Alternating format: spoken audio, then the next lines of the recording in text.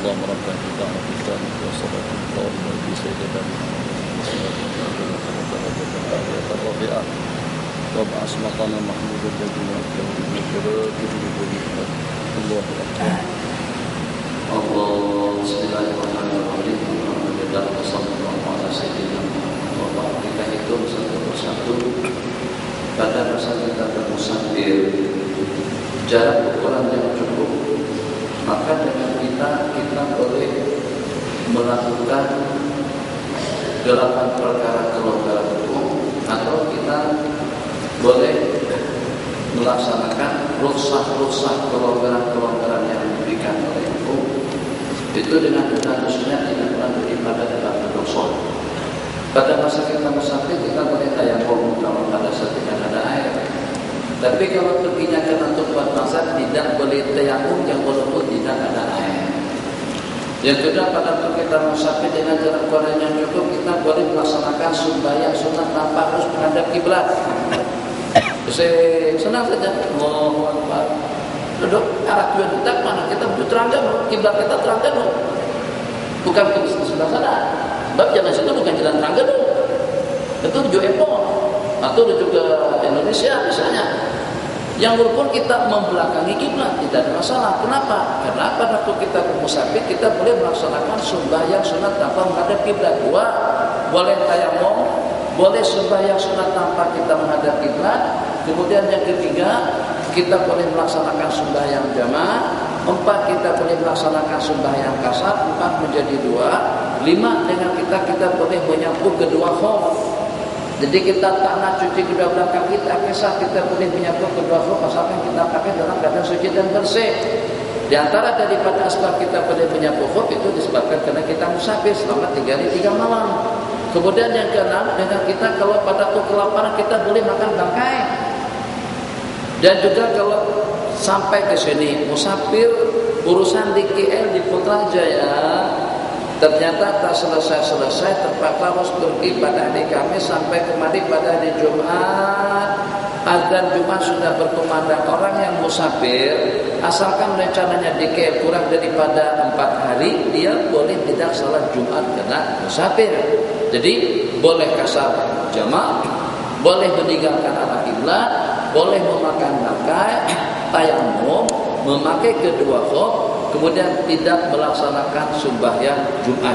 Itu kesemuanya disebut dengan rukhasus safar, kelonggaran hukum pada masa dia musafir. Kesemuanya itu tidak boleh dilakukan oleh seseorang yang musafirnya untuk melakukan kemaksiatan. Bukan melakukan kemaksiatan, tapi untuk berbuat maksiat, seperti dengan misal perkara-perkara yang kita sebutkan tadi. Hatta kalau kita pergi ke stadion Bukit Jalil untuk menonton bola sepak, itu sudah maksiat. Kenapa? Sebab dia akan melihat paha-paha yang tidak boleh dilihat. Paha bukan pahala. Tengok paha. Tidak ada perbedaan hukum. Atahkah bahwa alimnya, alim tak alim, jahil tak jahil, tetap saja namanya melihat paha itu hukumnya haram. Nabi kita bersabda, "Ghatti fakhidha", tutup paha kamu, fa innaha aurah. Sebab paha itu aurat yang wajib ditutup. Masalah-masalah dengan siapa itu tidak menentukan hukum.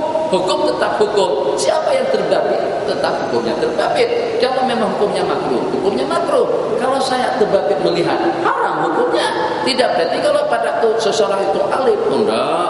Kalau sudah bergelar syekh, itu tengok paha jadi pahala. Enggak. Itu hukum dari mana? Kalau sudah jadi macam itu, mana boleh hukum dibuat seperti itu? Tidak boleh.